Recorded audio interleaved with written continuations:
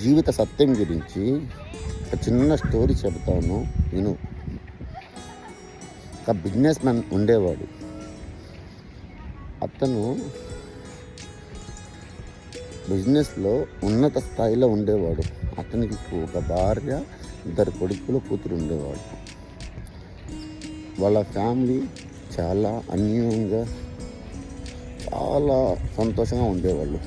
అనుకోకుండా ఒకరోజు అతనికి స్ట్రోక్ వచ్చింది. డాక్టర్ తెచ్చారు. డాక్టర్ అతను చూసి ఇతను ఇంకా రెస్ట్ తీసుకోవాలి, ఇంకొద్ది ప్రాబ్లమ్స్ ఉన్నాయని చెప్పి డాక్టర్ చెప్పారు. సరే అని ఇంటికి తీసుకుపోయారు. కొన్ని రోజుల తర్వాత అతని కాలు చేయి పడిపోయింది. ఇంకోసారి డాక్టర్ తీసుకొచ్చారు. డాక్టర్ చూసి ఏమన్నారంటే ఇతను ఇంకా నడవలేడు, ఇతన్ని రెస్ట్ తీసుకోమని చెప్పారు. మళ్ళీ ఇంటికి తీసుకుపోయారు. కొన్ని నెలలు గడిచాయి. కొడుకులకి నేను మీద వెనక్కి కొట్టింది. సరే మేము ఇక్కడ ఉండలేము, వెళ్ళిపోతామని చెప్పి కొడుళ్ళు వెళ్ళిపోయారు.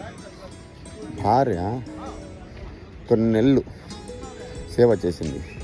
భార్య కూడా విసిగిపోయింది. సరే నేను కూడా వెళ్ళిపోతామని చెప్పి కొడుకు దగ్గర వెళ్ళిపోయారు. అతను ఒక ఆత్మీయ ఫ్రెండ్ అనుకోండి, అతనికి ఫోన్ చేశారు. అతను వచ్చాడు. ఇతని దీనస్థితి చూసి నేనున్నాను అని చెప్పి అతని తోటి ఉండి అతన్ని సేవ చేసేవాడు. అతను ఉన్నను డబ్బులు ఇచ్చేవాడు, కానీ అతను తీసుకునేవాడు కాదు. అయినా అతను ఇచ్చేవాడు. 2 నెలలు గడిచాయి. తర్వాత అతనికి కొద్దిగా అతనికి అసహ్యం వేసింది.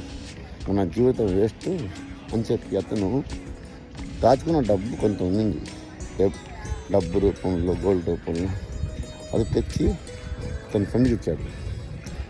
ఏం చెప్పాడంటే ఇంకా నా జీవితం వేస్ట్ అయిపోయింది, అతను నువ్వు తీసుకొని నువ్వు హ్యాపీగా ఉండని చెప్పి ఇచ్చాడు. అతను అది తీసుకొని తన మాట అన్నాడు, నేను నిలబడతాను అని చెప్పి డాక్టర్ దగ్గర తీసుకుపోయి ఆ డబ్బులతో మళ్ళీ ట్రీట్మెంట్ పెట్టాడు. ఆ డాక్టర్ ఏమైనా దానికి ట్రీట్మెంట్ కన్నా ఫిజియోథెరపీ చేపించాడు. ఆ తర్వాత అతనికి కొద్దిగా ఎక్సర్సైజ్ చేపించమని చేపించాడు. మెల్లగా తన కాళ్ళ మీద నిలబడ్డాడు. ఆ తర్వాత నడవడం మొదలుపెట్టాడు. మెల్లగా మామూలు స్థితికి వచ్చేసాడు. ఆ తర్వాత అతను ఏంటంటే బిజినెస్ మళ్ళీ మొదలు పెట్టాడు.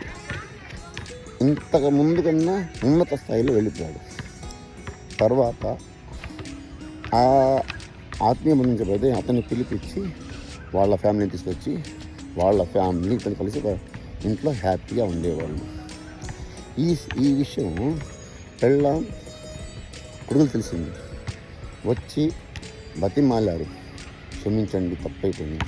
తనకు ఏమని చెప్పాడు, నేను అనుభవిస్తున్నప్పుడు సుఖ సంతోషాలు ఉన్నప్పుడు నేను నాకు తోడుగా ఉండేవాళ్ళు అని,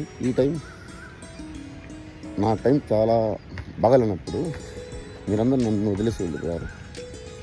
నా కష్టసుఖాల్లో నా ఆత్మీయ బంధువు నాతో ఉన్నాడు కనుక తినే నా ఆత్మీయ బంధువు చెప్పి వాళ్ళని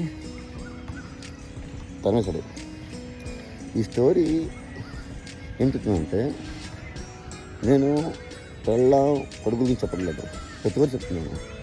తెలుసుకోండి, మన కష్ట సుఖాల్లో ఎవరు మనకు తోడుంటారో వాళ్ళే మన వాళ్ళు.